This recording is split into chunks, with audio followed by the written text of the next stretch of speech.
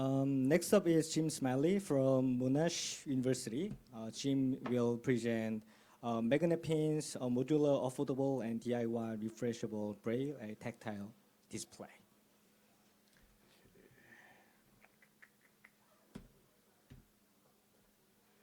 Sorry, just let me set up a second screen here.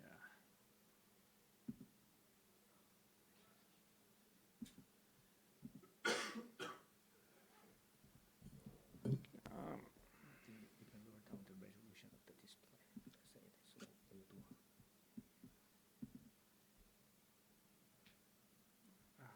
Go to the setting, and you can. Oops. Sorry, it's good we're ahead of time here. Sorry.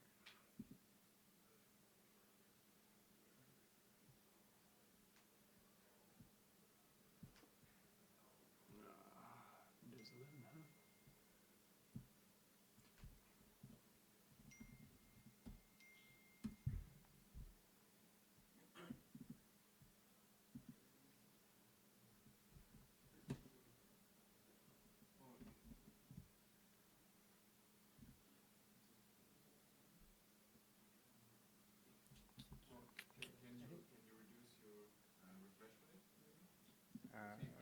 The settings for the resolution frame rate. Oh yeah. Okay, 1920 by 1080. Yeah, just reduce more. Yeah, you can click there and make it. Where's that? What's the lowest one? Go. Maybe this one. 1024 by 1080. 768. Keep changing. And where's the frame rate? Refresh rate with SP2 Samsung. Okay, that's the problem. Oh, this one. What was the 24. 24.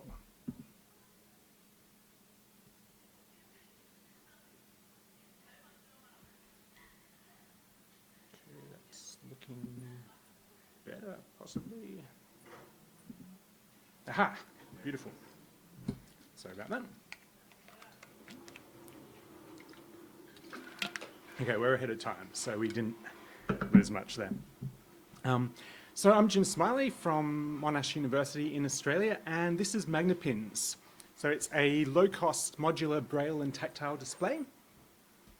And this is the tactile module. So it's a 24 by 89 pin array at 2.5 millimeter spacing, which can display Braille and tactile graphics.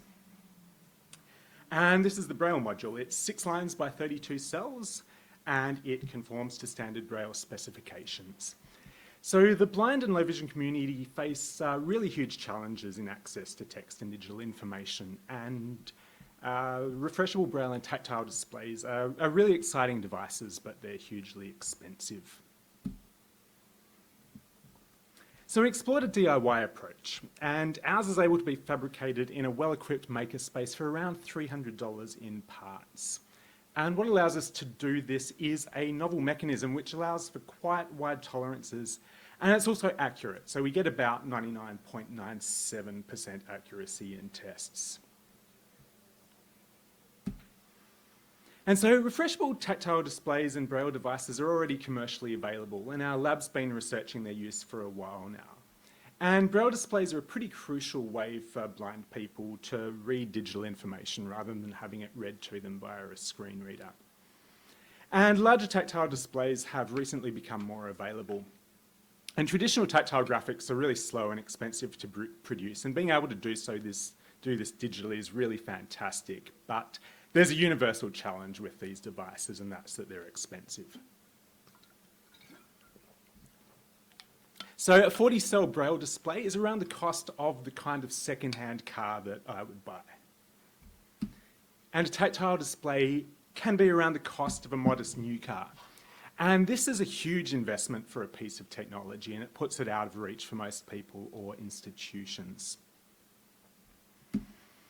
And so there's a couple of reasons for this. Like a lot of accessible technologies, they're specialised, and so they're not produced in high volumes with the economies of scale that this allows. And most important is the mechanism. So if you have thousands of pins to actuate, and each of these pins is an individual precision device, that device has a price tag attached to it, and the cost scales with the size of the display. So on the left, there is a latching electromagnetic dot, and that's what's inside the larger tactile displays. And on the right is a piezo Braille module, which are inside the single line Braille displays. And you can see that both are really precise and intricate.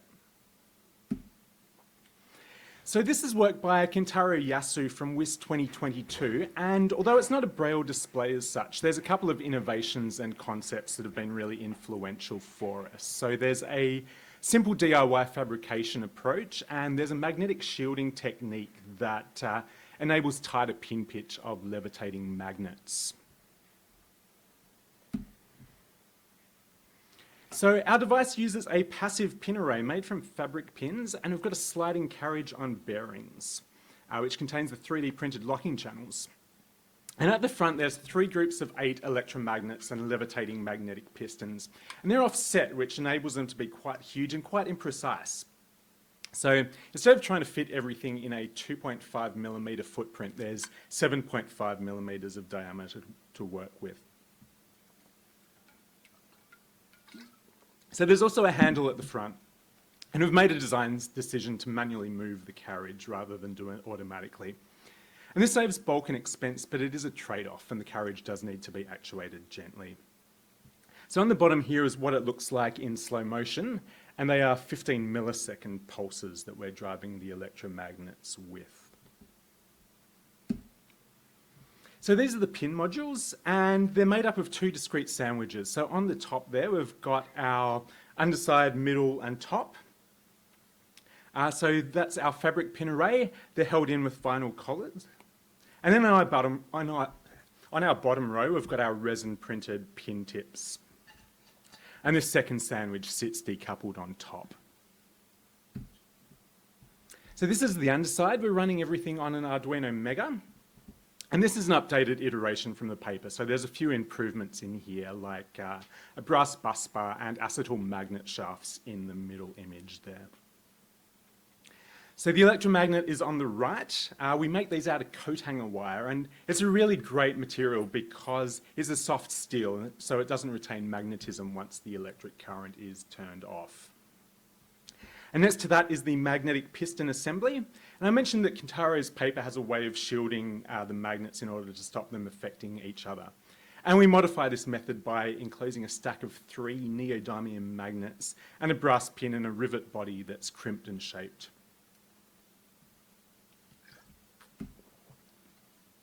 So this is a simplified slow motion 3D render of, with most of the pins removed, so you can see how it works.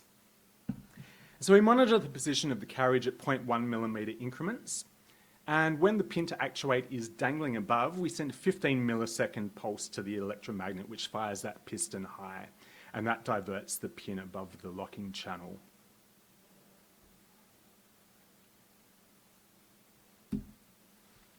So this isn't a full accounting, as there's some lab consumables in there like plywood, resin, and printing filament. But our prototype was under $250 in components. There are some labour-intensive processes in there. It takes me about 12 to 15 minutes to make an electromagnet, for example. And we're working on ways to improve the processes and design what the final kit form of the project will be.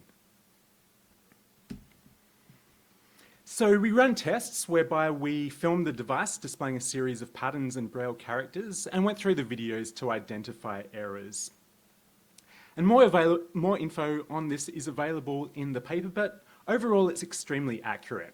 And where we do get errors, they tended to be row specific rather than unexplained random ones. And so we've been able to isolate the root causes of these and address them in our latest iterations. Our colleague in the lab is blind and is an expert touch reader and Braille educator, and we held an informal testing session. And they also provided feedback during the design stage, which resulted in replacing acrylic with polished timber for a tactile feel and ensuring really consistent and customizable dot heights. So this is the tactile graphic that we chose for testing. And I think this quote's a really great example of how useful these devices can be in order to illustrate visual concepts that sighted people can really take for granted. Pi, is that correct? That is like two pillars with a crossbar? I did not know what pi looked like. I've learnt something. Rho is like a capital P? This is fun. You learn something every day. So there's been a number of design improvements in the latest iteration. We've reduced friction that was causing errors and reduced current consumption. So we're able to do a 48-row version now.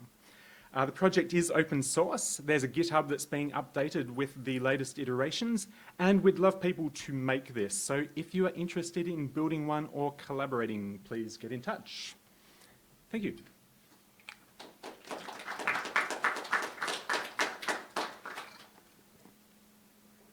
Any questions for Jim?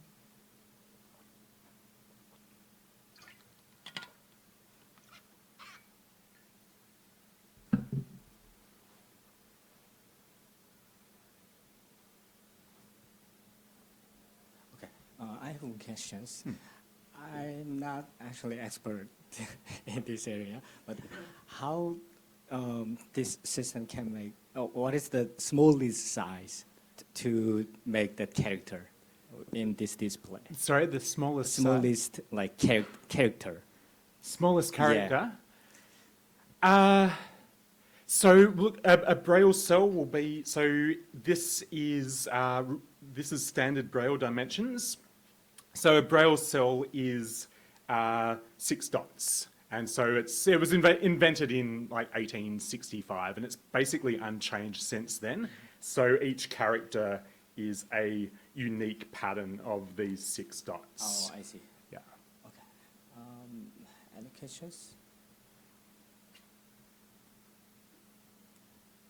And did you try to like apply this technique to other like some area, for example, like drawing something, like some? So there is some custom software that I'm using for prototyping. All we have to do to get things onto the display is we iterate through this plane with a nested for loop, and we're sampling the pixel colors at the items. So if it's relatively easy to render things onto this plane. So if we want to do drawing, that's something that I can add. So. Okay. Any questions for Jim? No? Okay, thank you, Jim. Let's give another round of applause.